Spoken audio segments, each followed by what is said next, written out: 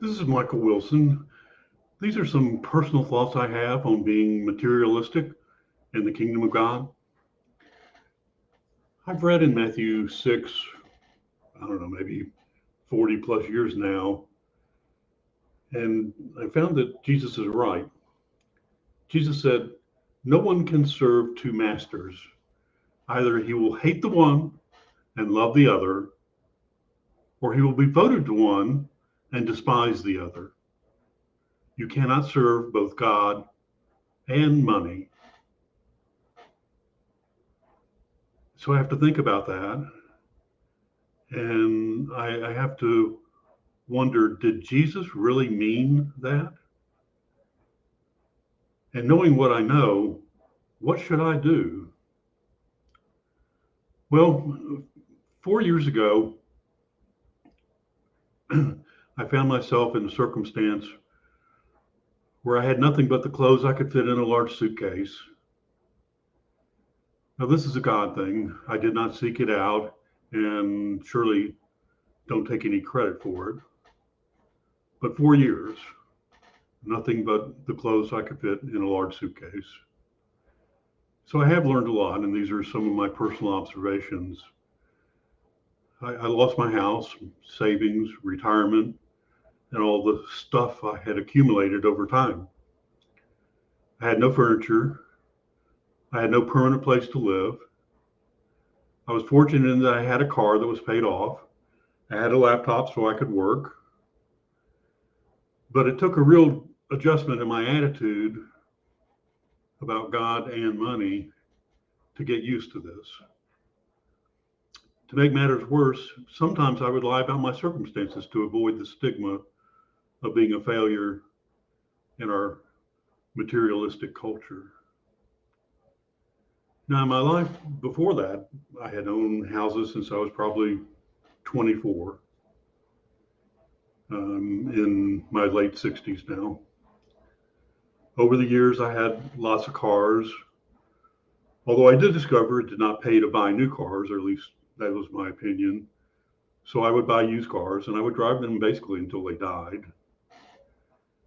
I put kids through braces, extracurricular activities, clothes, food, college, anything I could do for my family. I thought that was my obligation, and I did it gladly. I worked hard. Perhaps I worked too hard, but I felt like I wanted to provide for an above average lifestyle. Well, financially, I did fairly well, even though it never seemed like enough. I think that's the addiction to money. I was hooked on being materialistic, and I saw my life in those terms. Year after year, I wanted more. But Jesus is right. No one, including me, can serve two masters. Either I will hate the one and love the other, and I will be devoted to the one and despise the other. Jesus is clear. You cannot serve both God and money. So 4 years, nothing but the clothes I could fit in a suitcase. What did I learn? Well, amazingly enough, I can live very well without lots of material possessions. I had generally very nice places to live during those 4 years. I also learned I have to work. Now, I'm not sure where the idea of retirement came from. It seems to be a fairly modern concept. I've learned that I probably won't retire and that I need to keep working. I researched at one point and wrote an article on everything Jesus had to say about the homeless, wealth, prosperity, riches, the poor, the needy, and giving. And again, the question came to me, did Jesus really mean all of this? Because there's a lot.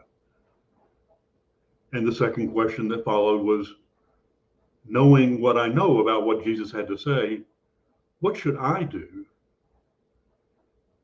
And I had to put God first, and things, money, materialistic pursuits could have no place in my life. Now, in my opinion, my spiritual life has improved remarkably. I've learned I don't need lots of savings. I have to trust God, and that is a very good thing to learn. The parable of the sower comes to mind. Jesus said, for those who fell among the thorn, these are the ones who hear, but as they go on their way, they are choked by the cares and riches and pleasures of life, and their fruit does not mature. Now, there were lots of times I wondered, why is my spiritual life getting better? Why am I not closer to Jesus? But my life was being choked by the cares and riches and pleasures of this life. So Jesus also said, take care, be on your guard against all kinds of greed, for one's life does not consist in the abundance of possessions. What? Did Jesus really mean that? My conclusion is yes, he meant it. And then there's the worry and the anxiety that comes with, will I be able to make my mortgage payment? What happens if I get fired? What will I do? How will I retire? The worry and the anxiety chokes the very existence of God and his kingdom out of our lives, or at least it did for me. That's my experience. Jesus also said, and do not keep striving for what you're to eat and what you're to drink, and do not keep worrying. Oh man, I worried. For it is the nations of the world that strive after all these things, and your Father knows that you need them. Instead, strive for his kingdom, and those things that will be given to you as well. Do not be afraid, little flock, for it's your Father's good pleasure to give you the kingdom. Jesus also said, so therefore none of you can become my disciple if you do not give up all your possessions. What?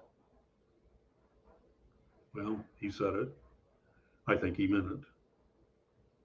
You are those who justify yourselves, Jesus said, in the sight of others. But God knows your hearts, for what is prized by human beings, get this, is an abomination in the sight of God.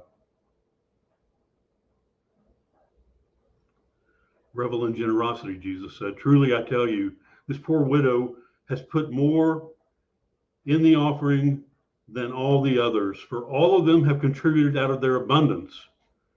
She, out of her poverty, has put in all she had to live on.